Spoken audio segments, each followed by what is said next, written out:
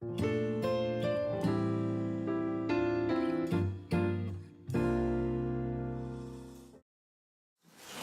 주일을 지키고 저녁에 뉴스를 보면서 참 마음이 안 좋았습니다. 여러분들도 그랬을 것 같습니다.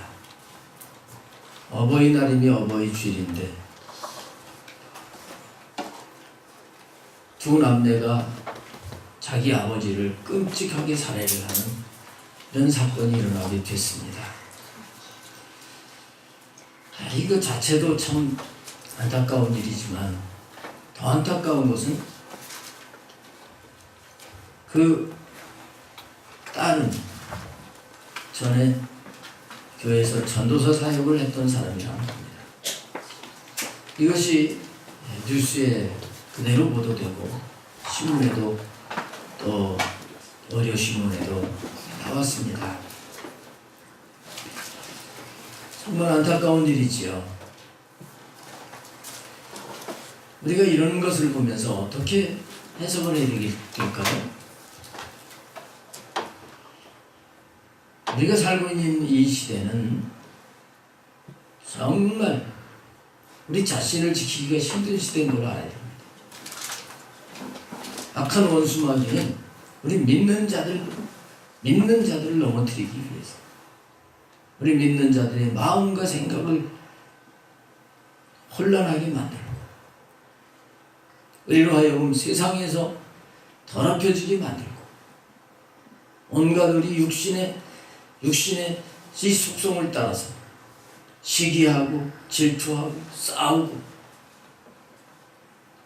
이래서 살인을 하고 성범죄를 하게 하고 거짓말을 하게 하고 각종 죄를 짓게 하는 거죠. 이런 역사가 있고 이런 시대에 우리가 살고 있다는 것을 우리는 알아야 되는 것입니다. 지난주뿐만 아니라 정말 잊어버리기 전에 매스컴에서 아무개 목사, 전도사 장로를 하면서 정말 믿음을 가졌다고 하는데 그런 이들이 세상 사람들보다도 못한 그런 끔찍한 범죄를 저질러서 온 나라 사람들이 다 알게 하는 이런 일들이 일어나고 있습니다. 왜 그렇겠습니까?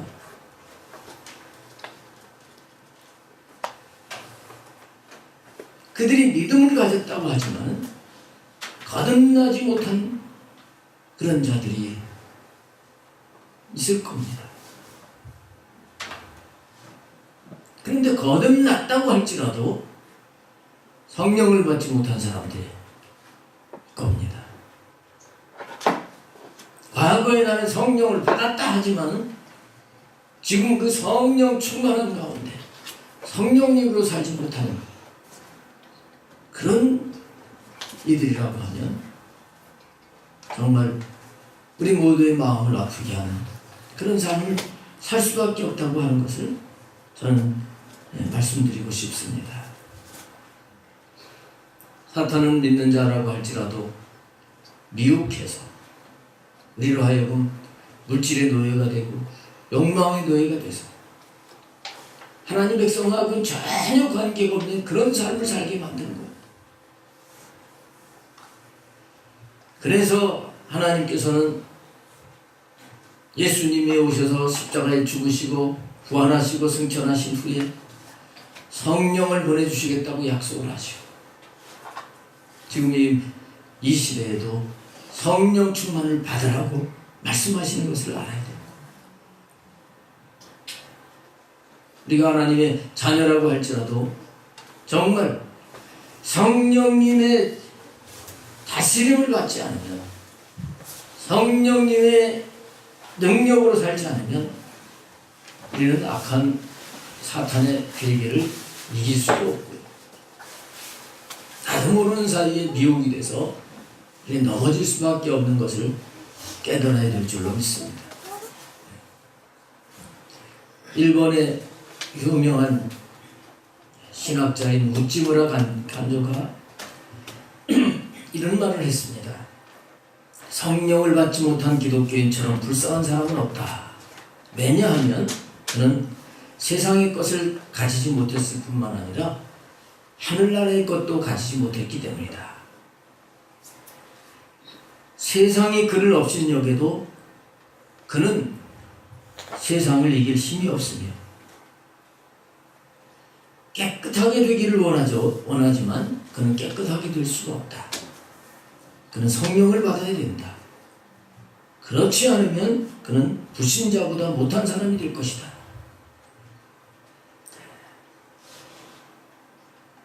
분명히 그리스도인이지만 성령을 받아야 된다는 거예요. 성령으로 살지 아니하면 그 세상 사람들보다도 못할 수가 있다. 이분이 누구나 인정하는 분이고요. 그리고 신학자로서 모든 지식을 알고 있는 사람. 그냥 말하는 게 아닙니다. 우리가 예수님 믿었다고 할지라도 우리는 성령 충만을 받아야 되는 것입니다. 성령 충만을 받지 아니하면 우리는 넘어질 수밖에 없어요. 오늘 예배소서 5장 말씀, 이거 예배소 교회에다가 사도 바울을 통해서 하나님께서 말씀하신 거예요. 이미 예수님 믿는 에베소 교회 성도들한테 말씀을 하시는 겁니다. 오늘 18절에 보면 술 취하지 말라. 이는 방탕한 것이니 오직 성령의 충만을 받아라. 이렇게 말씀을 하죠. 그러니까 예수님 믿긴 믿었어도 술을 취해서 방탕하게 살 수 있다는 겁니까? 있다는 겁니까? 있다는 거예요. 예수님을 믿었다고 할지라도 성령의 충만을 받아야 된다는 겁니다. 근데 왜 술 취하는 것과 성령의 충만을 같이 말씀을 하실까요? 이게 이해가 쉬운 거예요. 저는 뭐 술 취해보지는 않았지만 술을 한 잔 먹어서 취하는 사람이 있다고 그러더라고요. 어떤 분은 성찬식 할 때 그 포도 조금 포도주 그것 때문에 취하는 분들이에요. 자, 한 잔을 먹어도 취한다 이렇게 볼 수 있습니다. 그런데 그 한 잔 먹었다고 해서 막 행패를 부른다든지 횡설수설 막 그냥 이렇게 어지러운 행동을 한다든지 그러지는 않을 것 같아요. 근데 술을 많이 마시면 그러면 정상적인 그 이성을 상실하고 자기가 어떻게 행동을 해야 될지를 모르고 막 행동을 하게 되는 것이죠. 요즘 음주운전에 대해서 이제 무서운 처벌을 하는 그런 분위기로 되어져서 전에보다 많이 처벌이 강화되고 앞으로 더 그렇게 될 거라고 봅니다. 정상적으로 운전을 잘하던 사람이라고 할지라도 술이 취하게 되면 정상적인 그 감각으로 행동을 할 수 없기 때문에 사고를 일으켜서 자신도 그렇고 다른 사람에게도 피해를 끼치게 되는 거죠. 그래서 이 세상의 술은 먹지 말고 그리고 취하지 않아야 되는 겁니다. 방탕하게 되는 겁니다. 그러나 성령에 충만한 것은 충만할수록 좋은 거예요. 세상의 술은 취할수록 나쁜 거고 성령 충만한 것은 더 충만할수록 좋은 겁니다. 아멘. 아멘. 약속대로 오순절날 성령이 강림했을 때 거기 모인 120명의 문도는 성령님에게 취했습니다.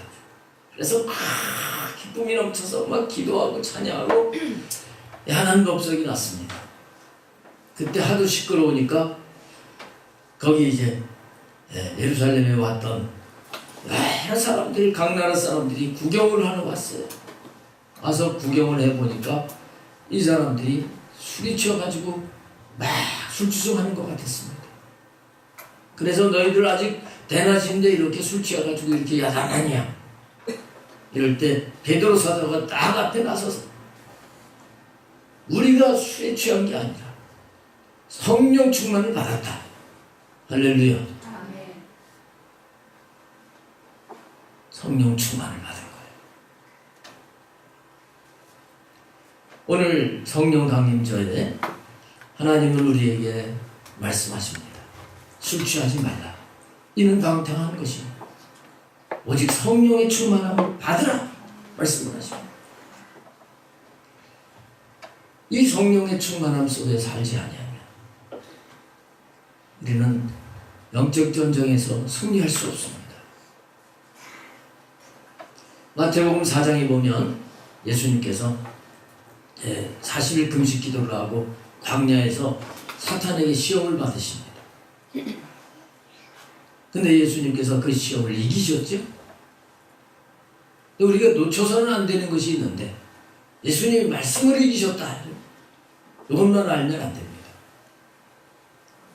그 시험이 있기 전에 예수님은 요단강에서 올라오시면서 성령의 충만함을 받으신 것입니다. 요단강에서 올라오실 때 성령이 비둘기같이 임하셨습니다. 그리고 그때부터 성령님에게 이끌려서 이제 사시게 되는데 광야에 가셔서 금식한 것도 성령님에게 이끌리신 거예요. 성경은 분명히 그렇게 말씀하고 있습니다. 우리들도 성령님에게 이끌려서 술 취하게 되면 그 술이 알코올이라고 하는 것이 이 사람을 지배를 해가지고 그 술 기운으로 다른 행동을 하게 하듯이 우리는 성령님께 완전히 지배를 당해서 성령님으로 살아야 주님처럼 사탄의 시험도 이길 수 있게 됩니다. 하나님이 기뻐하시는 그 삶을 살게 되는 것입니다.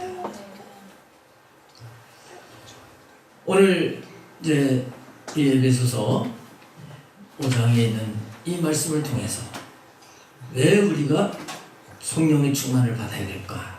이 본문을 근거로 해서 먼저 좀 살펴보려고 합니다. 왜 성령의 충만을 받아야 될까? 15절 말씀부터 보시면 그런즉 너희가 어떻게 행할지를 자세히 주의하여 지혜 없는 자같이 하지 말고 오직 지혜 있는 자같이 하여 세월을 아끼라. 때가 악하니라. 그러므로 어리석은 자가 되지 말고 오직 주의 뜻이 무엇인가 이해하라. 이렇게 말씀합니다. 자, 여기서 말씀하려고 하는 것은 지혜 있는 자가 되라는 말씀이에요. 성령의 충만함 속에서 살아가게 되면 지혜 있는 사람이 될 수 있습니다. 머리가 아무리 비상한 사람이라고 할지라도 하나님의 뜻을 알고 지금 이 시대가 어떻게 흘러가는지를 알고 하는 걸 전혀 그 감각, 그 부분에 대해서 무지할 수 있습니다. 그런데 성령 충만한 사람, 지혜 있는 사람이 시대 때를 알듯이 영적인 시대, 영적인 때를 알고 사는 거예요. 우리 성도님들, 지금 시대가 마지막 시대라고 하는 것을 알고 살게 되시길 바랍니다. 근데 사실 성령 충만하지 않으면 이런 말을 해도 그 느낌, 감각이 올 수가 없습니다.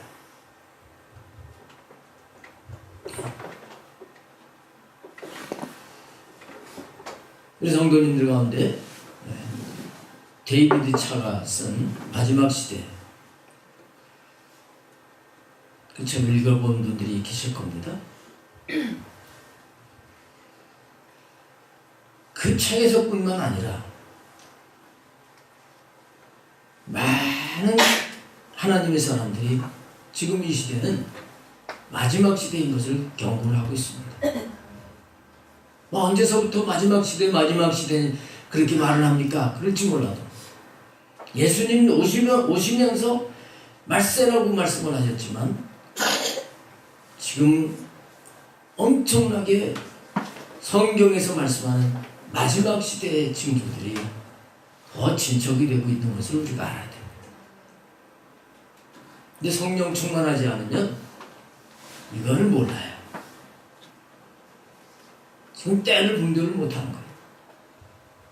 분명히 성경은 하나님은 우주적인 종말을 계획을 하고 우리에게 말씀을 하고 있습니다. 지금 처처에 막 지진이 일어나고 여기저기서 전쟁이 일어나고 이걸 우리가 우연으로 넘겨서는 안 되는 것입니다. 하나님의 말씀이 이루어져 가고 있는 것입니다. 그뿐만 아니라 우리 개인적으로도 정말 의식을 가져야 돼요. 근데 성령 충만한 사람은 세월을 아끼는 겁니다. 여기 세월을 아끼라 때가 악하니라 이렇게 말씀을 하셨는데 내 육체를 위해서 살아가는 이 시간이 아까워야 돼요. 지금 내 이 인생이 얼마나 빨리 흘러가고 있는가를 인식을 하고 사는 자가 돼야 되는 거죠. 그렇게 사는 사람이 지혜로운 사람이에요. 그래서 내 인생이 이렇게 빨리 지나가 버리고 마는데 내가 이 땅에 사는 동안 무엇을 해 살 것이냐. 오늘 17절 말씀처럼 주의 뜻이 무엇인지 분별하고 주의 뜻을 따라 사는 자가 돼야 되는 겁니다. 그러기 위해서는 성령님께 지배를 받아서 그 성령님이 인도하시는 대로 살아가는 삶이 돼야 되는 거예요. 이렇게 살아야 이 땅에서 사는 삶이 헛것이 아니라 우리 주님 앞에 갈 때 그것이 생명의 삶으로 남아서 상급과 영광을 누리게 될 것을 믿으시기 바랍니다. 이런 실제적인 삶을 살기 위해서 우리가 성령의 충만함 속에 살아야 돼요. 사도 바울은 정말 성령님께 붙들려 산 분입니다. 그는 이 시대에 그리고 자기 인생 속에서 무엇을 해야 될지 알고 산 사람이에요. 곧 그리스도의 심판대 앞에 가야 되기 때문에 자기는 지금 이 삶을 죽을 삶을 살지 않고 생명의 삶을 산다고. 오늘 우리가 이런 삶을 살아가야 될 줄로 믿습니다. 우리 겉사람을 위해서 사는 삶이 아니라 우리 속사람 영혼을 위해서 사는 자가 되어야 돼요. 보이는 것을 위해서 사는 삶이 아니라 보이지 않는 것을 위해서 살아야 돼요. 이렇게 사는 사람이 지혜 있는 자인 것입니다. 그 다음에 두 번째로 왜 우리가 성령의 충만함을 받아야 되느냐. 19절 말씀을 보시면 시와 찬송과 신령한 노래들로 서로 화답하며 너희의 마음으로 주께 노래하며 찬송하며.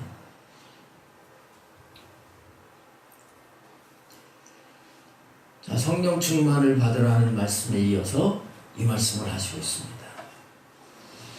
성령의 충만함을 받지 않으면 찬송이 나올까요? 찬송하긴 할 겁니다. 예배 시간에 참석해서 할 겁니다. 근데 성령의 충만한 상태가 되면 내가 찬송을 해야지 하지도 않았는데 찬양이 나와요. 이거는 그렇게 살아본 분들은 다 인정을 하실 겁니다. 여기에 말씀 시와 찬미, 각종 찬송, 이거 우리가 해야 될 겁니다. 이사야 43장 21절 말씀을 보게 되면 하나님이 우리를 왜 지으셨느냐? 찬송을 하게 하려고 우리를 지으셨다고 했어요. 우리 인생의 목적이 하나님을 찬송하는 겁니다. 그 목적대로 살아야 되는데 성령 충만하지 않으면 찬송이 나오질 않아요. 사도 바울이 성령 충만한 분이라고 그랬죠? 사도 바울이 성령 충만하니까 그 빌립보에서 복음을 전하다가 잡혀가지고 매를 실컷 맞고 감옥에 갇힙니다. 근데 그 속에서 뭘 했어요? 감옥에서 하나님을 찬송했다.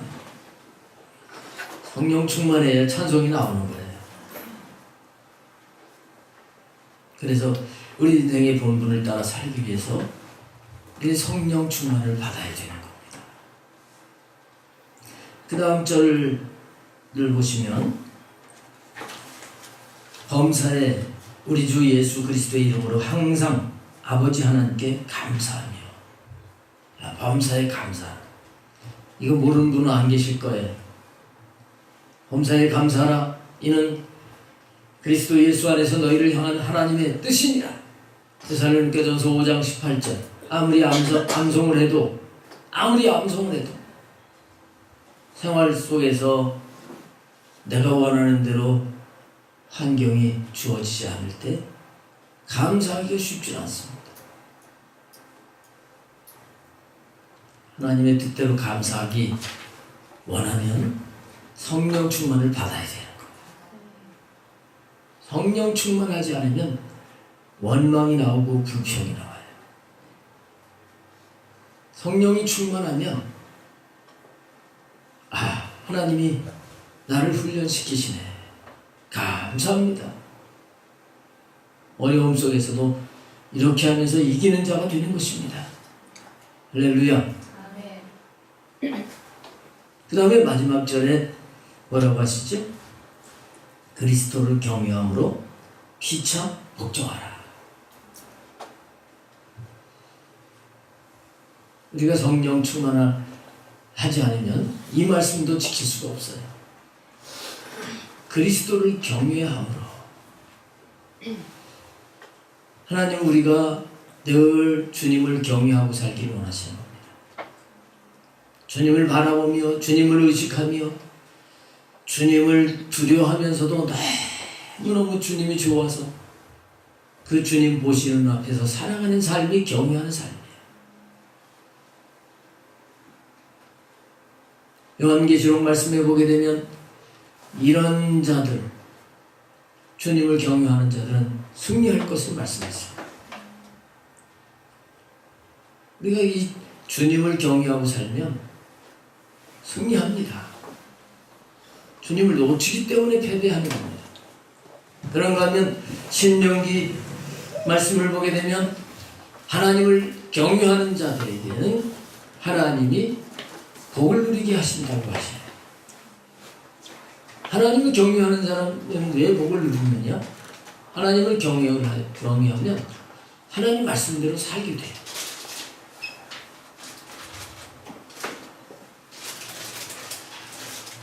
그래서 성령 충만을 받아야지 하나님 원하시는 대로 살 수 있는 겁니다. 여기 오늘 본문 이외에도 우리가 성령 충만을 받아야 될 이유들이 성경에 많이 나와 있어요. 그 성령님의 다스림을 받아야 우리가 늘 깨닫고 하나님의 뜻대로 살아가면서 은혜를 받았다, 하나님이 하셨다, 이렇게 살아가게 되는 거고요. 성령 충만을 받을 때 우리는 주님의 나라를 확장할 수 있는 도구가 될 수 있는 것입니다. 초대교회 일곱 집사 그 선택 조건은 지혜가 충만했어요. 여기 지혜 있는 자가 되라는 말씀이 있었죠. 지혜가 충만하고 또 믿음이 충만하고 그리고 성령이 충만한 칭찬받는 사람을 일곱 집사로 선택을 했던 겁니다.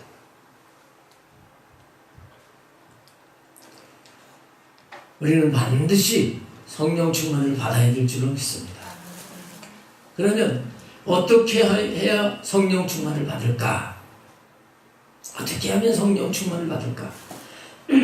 본문 말씀에는 그런 부분은 말씀하고 있지 않지만 그 성경 속에서 말씀하시는 걸 좀 정리해서 말씀을 드리도록 하겠습니다. 성령 충만을 받기 위해서는 먼저 우리가 모여야 돼요. 모여야 돼요. 성령 충만은 성경에 보면 이 모일 때 대부분 충만하게 임한 걸 볼 수 있습니다. 예수님께서 마태복음 18장 20절에서 두세 사람이 내 이름으로 모이는 그곳에는 나도 그들 중에 있다고 했습니다. 주님도 계시지만 최초에 성령이 강림하실 때 보게 되면 120명의 문도가 마가의 다락방에 모였어요. 그때 오순절날이 이미 이름에 저희가 다 같이 한 곳에 모였더니 이 모였을 때 성령님이 충만하게 임했던 것입니다. 그런가 하면 에베소서 사도행전 19장에 보게 되면 거기 에베소에서 한 12사람쯤 모였는데 거기 성령님이 임해서 역사한 걸 볼 수가 있습니다. 그런가 하면 사도행전 10장에는 고넬료 백부장의 집에 그 집안 식구 친척들이 이렇게 모인 가운데 거기도 성령님이 임하셨고요. 성령님이 충만하게 임하기 위해서는 우리가 모여야 됩니다. 모여야 돼요. 근데 성령님이 더 강하게 임하시는 그런 교회, 그런 장소가 있다고 봅니다. 여러분들 아마 느끼실 거예요. 집에서 기도할 때 기도는 잘 안 되는데 교회 와서 하면 기도가 잘 되고, 그렇죠. 성령님이 충만하게 임하는 그런 장소가 있는 거죠. 사무엘상 19장에 보게 되면 라마 나요시라고 하는 곳에 성령님이 역사하신 그 말씀이 나오고 있습니다. 이 라마 나요시는 사무엘 선지자의 선지 생도들이 있는 곳이었어요. 선지자 생도들이니까 거기서 기도도 많이 하고 그랬겠죠. 근데 다윗이 사울 왕에게 피해 다니면서 이렇게 어려움을 당할 때 그럴 때였습니다. 다윗이 도망 다니다가 그 라마나요스를 가게 됐어요. 근데 사울에게 누가 다윗이 라마나요스에 거기 숨어 있습니다 하는 걸 이 고자질을 한 겁니다. 그래서 사울 왕이 부하들을 보냈어요. 부하들을 라마나요스로 보냈는데 그 사울의 부하들이 라마나요스에 가가지고 성령이 충만히 임하게 된 겁니다. 그래가지고 성령님이 함께 하시니까 이들이 막 예언을 하고 난리가 났어요. 성령의 은혜를 받고서는 왕에게 돌아가지를 않았습니다. 근데 사울 왕은 또 부하들을 무리를 보냈습니다. 어떻게 됐을까요? 또 마찬가지로 그들도 성령님에 의해서 은혜를 받는 거예요. 그런데도 사울 왕은 또 군사를 또 보냅니다. 역시 마찬가지. 그들도 성령을 받고 예언을 하고 이게 은혜를 체험을 하다 보니까 사울 왕에게로 가지라는 거예요. 사울 왕이 다급해졌습니다. 내가 가야 되겠다. 사울 왕이 직접 라마나요까지 찾아왔습니다. 근데 놀라운 일이 일어나게 됐어요. 사울 왕도 성령님께 붙들려가지고 막 예언을 하는 것입니다.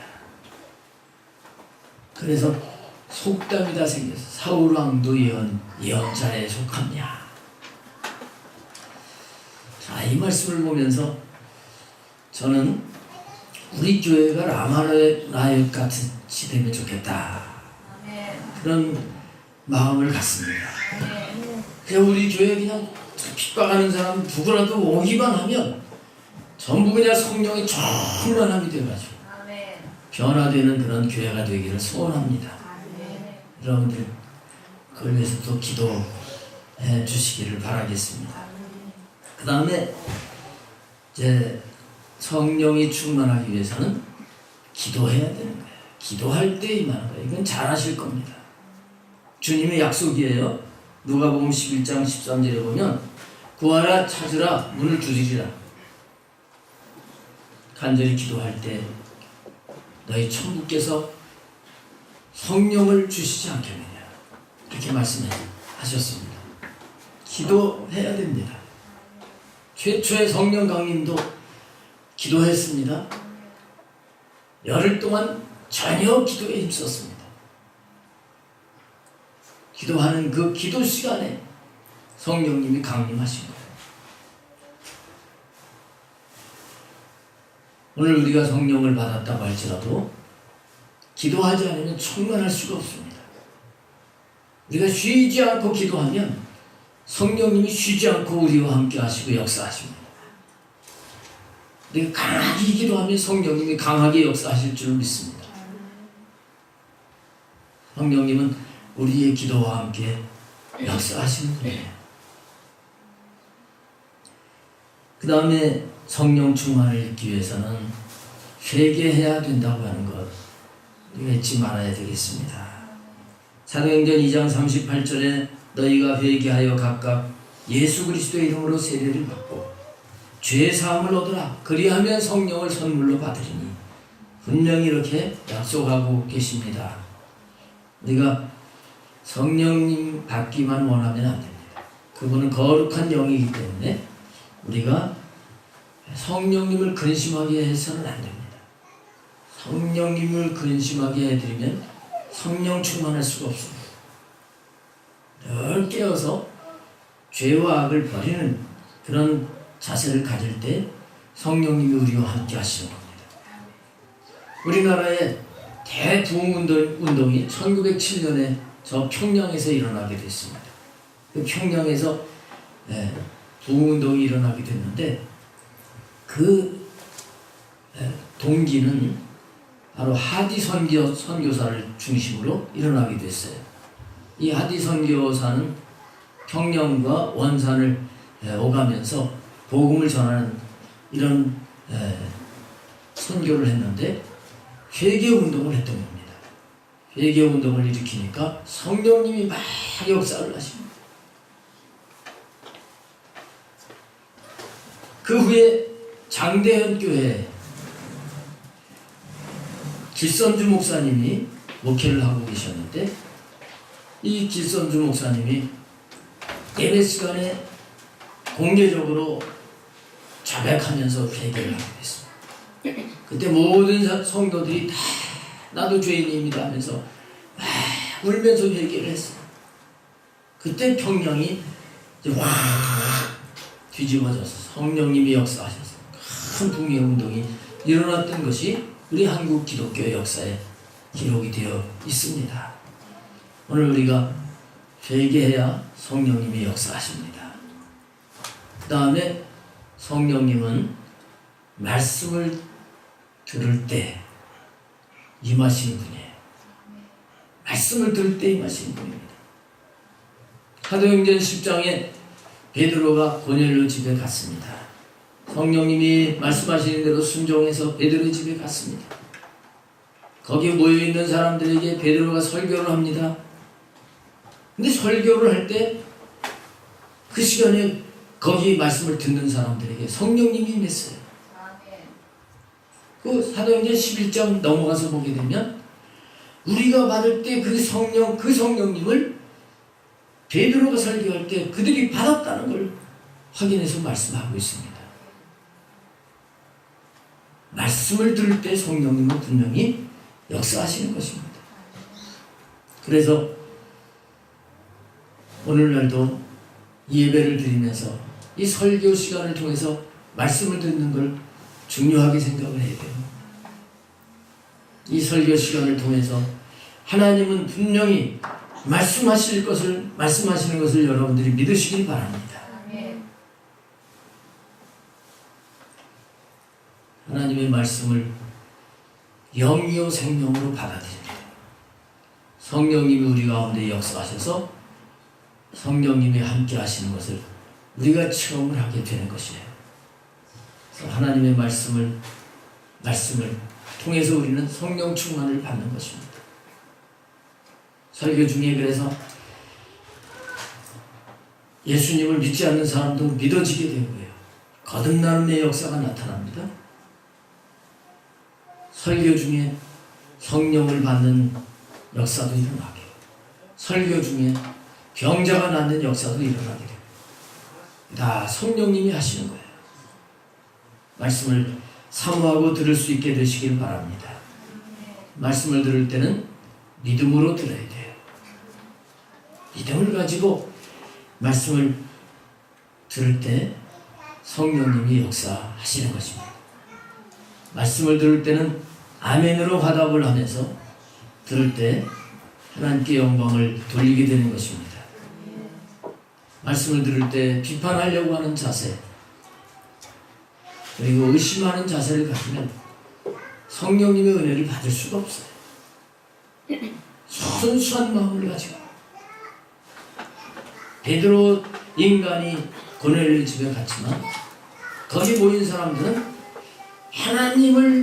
하나님의 말씀을 들으려고 우리가 하나님 앞에 다 있습니다.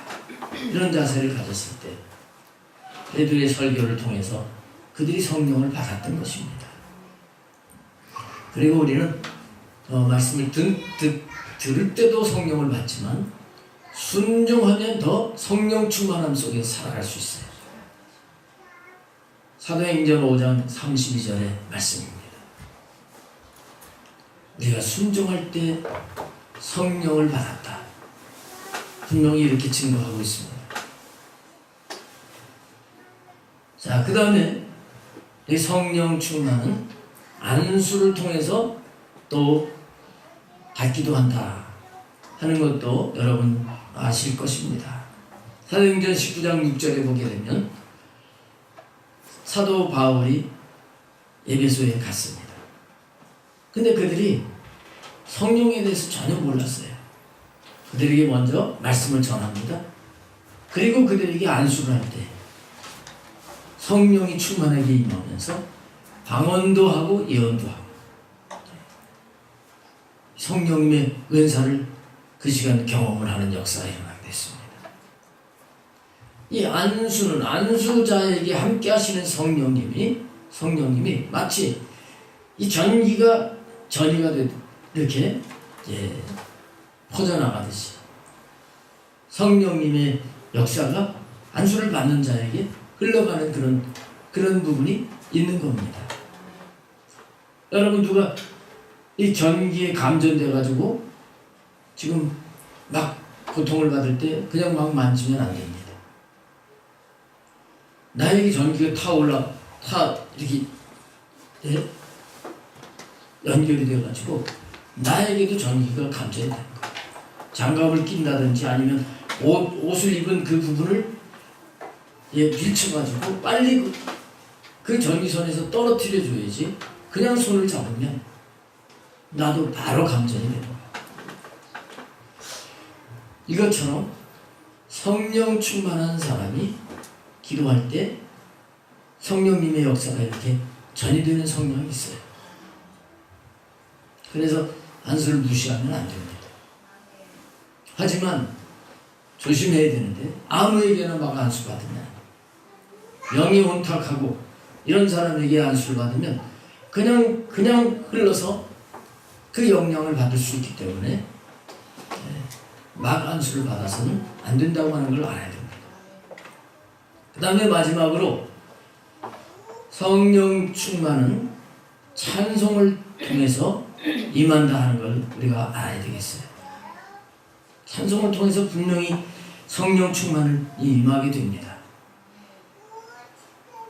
우리 인생의 목적이 찬양을 위한 것이다. 아까 말씀을 드렸는데 우리가 해야 될 그 목적, 때로 하나님을 찬양을 하는데 순수한 마음을 가지고 하나님을 찬송을 하게 되면 그럴 때 성령님이 역사하십니다. 저는 우리 교회가 예배를 드릴 때 막 찬양이 막 성도들의 찬양이 이 마음이 모아져서 영으로 쫙 이렇게 찬양이 드려주셨으면 좋겠어요. 정말 그랬으면 좋겠어요. 저는 찬양을 드리면서 성령님의 은혜를 받은 경험들이 많습니다. 찬송을 인도하면서도 그 성령님이 역사하시는 걸 경험도 많이 해봤습니다. 여러분들이 찬양을 귀하게 여길 수 있기를 바랍니다. 하나님이 기뻐 받으시는 거기 때문에 하나님은 기쁘게 찬양을 드리는 자에게 성령의 은혜를 주시는 거예요. 그래서 우리가 찬양을 할 때는 마음을 모으고 목소리를 다해서 최선을 다해서 하나님 앞에 찬양을 드려야 됩니다. 찬양하는 시간이 있기 때문에 그거를 피해 가지고 예배 참석한다 이렇게 해가지고 은혜를 못 받습니다. 찬양을 드리면서 내가 마음의 문을 열고 하나님의 말씀을 듣고 해야지 우리가 성령 충만할 수 있게 되는 것입니다. 자, 오늘 성령 강림절인데 사실은 날마다 성령 충만하며 살아야 됩니다.